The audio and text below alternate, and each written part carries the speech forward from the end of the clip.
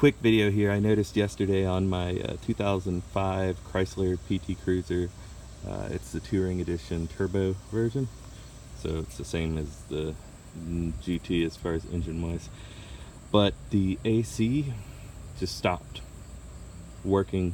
It would work at speed, which means that there was a fan issue. I realized that after I pulled off. I was waiting at a stop. So it worked at speed, but it wouldn't work at stop, so the fan wasn't engaging.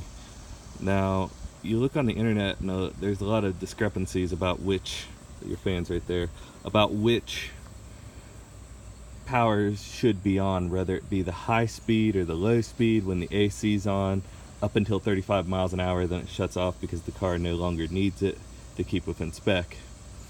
So a lot of the internet will say a high speed, which isn't true. It's actually the low speed. It would be on your fuses, this one right here, and there's also two fuses. I believe it's this one that's a 40 amp and this one that's a 50 amp that'll control those fans. And for your high speed relay, it's up here. It's the gray relay.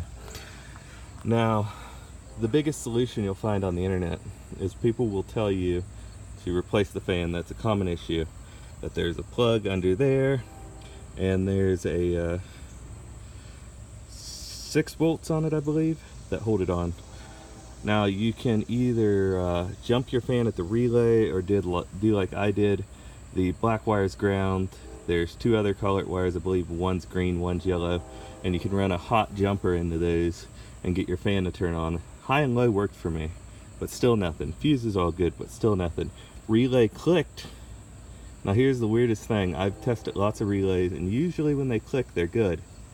This one clicked, and what you would do is you would put your hot through here and your ground through here, or vice versa, it doesn't really matter, and then this side and this side should bridge together.